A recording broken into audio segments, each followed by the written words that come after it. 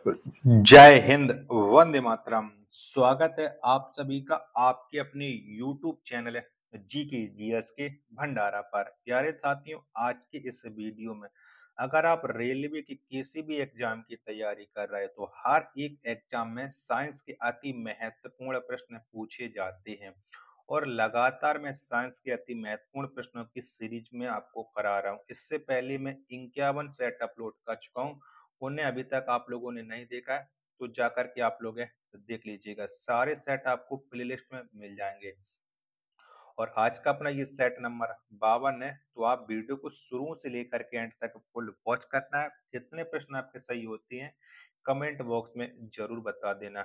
Video पसंद आए तो वीडियो को आप एक बार लाइक कर देना। चैनल को अभी तक आप लोगों ने सब्सक्राइब नहीं किया होगा तो चैनल को आप लोग जरूर सब्सक्राइब कर लीजिएगा। तो चलिए फिर शुरू करते हैं। तो पहला प्रश्न आ जाता है आपके सामने कि लार्का टाइलिन किस माध्यम में सक्रिय होता है। तो ये कौन से माध्यम में सक्रिय होता है? तो ये होता है हल्का अम्लीय होता है। एक का डी ऑप्शन राइट आंसर हो जाएगा। दूसरा प्रश्न आ जाता है कि पृथ्वी से पलायन वेग का मान कितना होता है। तो कितना होता है? पृथ्वी से जो पलायन वेग का मान है वो 11.2 किलोमीटर पर सेकंड होता है। दो का ए ऑप्शन करेक्ट आंसर हो जाएगा। तीसरा प्रश्न आ जाता है आपके सामने कि बिना मिट्टी के पौधे को पोषक तत्वों से युक्त घोल में उगाने की क्रिया कहलाती है। तो ये क्या कहलाती है? तो ये क्रिया हाइड्रोपोनिक्स कहलाती है। तीन का बी ऑप्शन राइट आंसर हो जाएगा। अगला प्रश्न है प्रश्न संख्या 4 है आपके सामने कि यूरिया में नाइट्रोजन का प्रतिशत कितना होता है। तो कितना होता है? तो यूरिया में जो नाइट्रोजन का प्रतिशत होता है वो 46% होता है। 4 का ए ऑप्शन राइट आंसर हो जाएगा। पांचवा प्रश्न आ जाता है कि एलिसा नामक परीक्षण किस रोग के निदान के लिए किया जाता है। तो किसके लिए किया जाता है एलिसा परीक्षण? तो ये एड्स के लिए किया जाता है। 5 का ए ऑप्शन करेक्ट आंसर हो जाएगा। छठवां प्रश्न आ जाता है कि ईंख में रेड रोट नामक बीमारी का कारण क्या है। बताओ क्या है? तो ईंख में जो रेड रोट नामक बीमारी का कारण है वो है फंजाई। 6 का बी ऑप्शन करेक्ट आंसर हो जाएगा। सातवां प्रश्न है आपके सामने कि लाल रक्त गण का जीवन काल है यानी लाल रक्त कणिकाओं का जीवन काल कितना है। इनका जीवन काल होता है 90 से 120 दिन। 7 का सी ऑप्शन करेक्ट आंसर हो जाएगा। आठवां प्रश्न है आपके सामने कि ट्रैकोमा रोग शरीर के किस भाग को प्रभावित करता है। तो जो ट्रैकोमा रोग है ये शरीर के आंख को प्रभावित करता है। 8 का बी ऑप्शन राइट आंसर हो जाएगा। नौवां प्रश्न है आपके सामने कि निम्न में कौन विटामिन जल में घुल जाता है। बताओ कौन सा विटामिन है जो जल में घुल जाता है। प्रश्न संख्या 9 का आंसर आपको देना है कि 9 का राइट आंसर क्या हो जाएगा। तो 9 का जितने भी लोग बता रहे हैं विटामिन बी करेक्ट आंसर हो जाएगा। 10वां प्रश्न है आपके सामने कि टाइलिन किस ग्रंथि से उत्पन्न होती है। बताओ कौन सी ग्रंथि से टाइलिन को उत्पन्न किया जाता है। 10 का आंसर आपको देना है कि 10 का राइट आंसर क्या हो जाएगा। तो जो टाइलिन है ये लार ग्रंथि से उत्पन्न होती है। 10 का सी ऑप्शन करेक्ट आंसर हो जाएगा। 11वां प्रश्न है आपके सामने ग्रेनाइट का अपसल्कन किस तरह की प्रक्रिया मानी जाती है। तो ये कैसी प्रक्रिया मानी जाती है? 11 का आंसर आपको देना है। तो ये एक यांत्रिक अपक्षय क्रिया मानी जाती है। 11 का बी ऑप्शन राइट आंसर हो जाएगा। 12वां प्रश्न है आपके सामने कि मेरी कल्चर में किसका उत्पादन किया जाता है। बताओ किसका उत्पादन करते हैं। तो मेरी कल्चर में समुद्री जीवों का उत्पादन किया जाता है। 12 का बी ऑप्शन करेक्ट आंसर है हो जाएगा। चलिएगा, आप लोग वीडियो को लाइक कर दीजिएगा और चैनल को अभी तक आप लोगों ने सब्सक्राइब नहीं किया होगा तो प्लीज चैनल को आप लोग जरूर सब्सक्राइब कर लीजिएगा। 13वां प्रश्न है कि रॉकेट को उड़ाने में कौन सा ईंधन इस्तेमाल किया जाता है। तो कौन से ईंधन का इस्तेमाल करते हैं जिससे रॉकेट उड़ता है। तो इसमें किया जाता है तरल हाइड्रोजन का। 13 का बी ऑप्शन करेक्ट आंसर हो जाएगा। अगला प्रश्न है प्रश्न संख्या 14 आपके सामने की ग्लूकोमा बीमारी मानव शरीर के किस अंग से संबंधित है। तो ये ग्लूकोमा बीमारी का संबंध किससे है? प्रश्न संख्या 14 का आंसर आपको देना है कि 14 का राइट आंसर क्या हो जाएगा। तो इसका संबंध आंख से, डी ऑप्शन एकदम राइट आंसर हो जाएगा। 15वां प्रश्न है आपके सामने कि गोल कृमि से होने वाला रोग है, यानी निमाटोल से कौन सा रोग होता है। तो इससे होने वाला जो रोग है वो है फाइलेरिया। 15 का ए ऑप्शन करेक्ट आंसर हो जाएगा। 16वां प्रश्न है आपके सामने कि जेनिको प्रौद्योगिकी है, बताओ जेनिको प्रौद्योगिकी क्या है। चारों ऑप्शन आपकी स्क्रीन पर शो हो रहा है। तो ये है एक आनुवांशिक रोगों की पूर्व सूचना प्राप्त करने की तरकीब।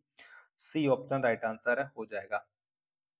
17वां प्रश्न आ जाता है कि निम्न में से किसमें प्रकाश की चाल अधिकतम होती है। तो किसमें होती है। तो प्रकाश की चाल जो अधिकतम होती है वो निर्वात में होती है। 17 का ए ऑप्शन राइट आंसर हो जाएगा। 18वां प्रश्न आ जाता है किस विटामिन की कमी से शारीरिक वृद्धि में रुकावट आती है और व्यक्ति अर्कता का शिकार होता है। तो कौन सी विटामिन की कमी से आता है। 18 का आंसर आपको देना है। तो ये विटामिन B6 की कमी के कारण आता है। 18 का सी ऑप्शन राइट आंसर हो जाएगा। 19वां प्रश्न आ जाता है कि वायुमंडल में किस गैस की उपस्थिति के कारण वरुण ग्रह हरा प्रतीत होता है। तो ये कौन सी उपस्थिति के कारण दिखता है। तो ये मीथेन गैस की उपस्थिति के कारण। 29 का सी ऑप्शन राइट आंसर हो जाएगा। 20वां प्रश्न है ग्लूकोज के पूर्ण ऑक्सीकरण के फल स्वरूप कितने अणु एटीपी का निर्माण करते हैं। तो कितने अणु करते हैं। तो 38 अणु हैं, ये एटीपी का निर्माण करते हैं। 20 का सी ऑप्शन राइट आंसर हो जाएगा।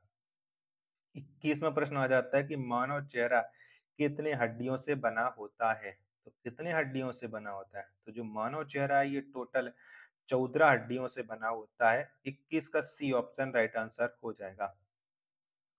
22वां प्रश्न है आपके सामने कि लाल रक्त कण की जीवन अवधि कितनी होती है। तो कितनी होती है। तो लाल रक्त कणिकाओं का जो जीवन काल होता है वो होता है 120 दिन। 22 का बी ऑप्शन राइट आंसर हो जाएगा। 23वां प्रश्न है आपके सामने कि समुद्री घोड़ा किसका उदाहरण है। तो ये किसका उदाहरण है समुद्री घोड़ा, ये आपको बताना है। तो चलिए मैं आपको ऑप्शन दिखा देता हूँ जिससे आप लोग ये डिसाइड कर पाओ कि समुद्री घोड़ा किसका उदाहरण है।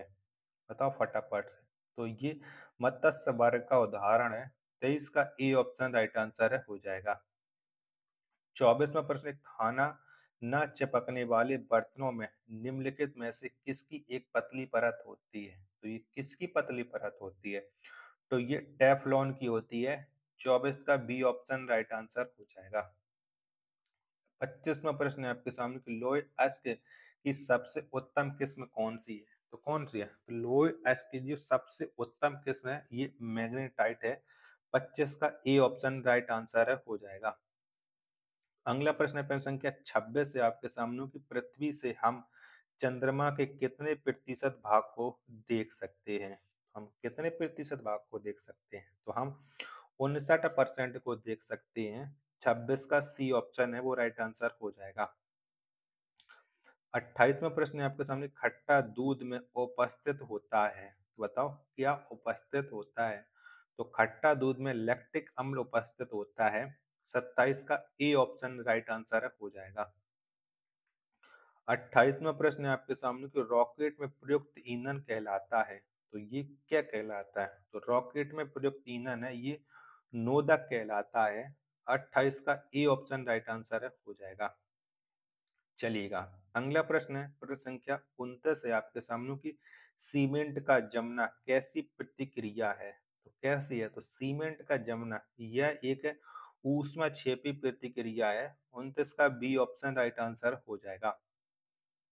30वां प्रश्न आ जाता है कि पानी जब जमकर बर्फ बन जाता है तो उसका आयतन कैसा हो जाता है। तो उसका आयतन बढ़ जाता है। 30 का बी ऑप्शन राइट आंसर हो जाएगा। 31वां प्रश्न है आपके सामने कि विद्युत बल्ब को भरने में प्रयोग किया जाता है। बताओ किसका प्रयोग होता है विद्युत बल्ब में। तो विद्युत बल्ब में आर्गन का प्रयोग किया जाता है।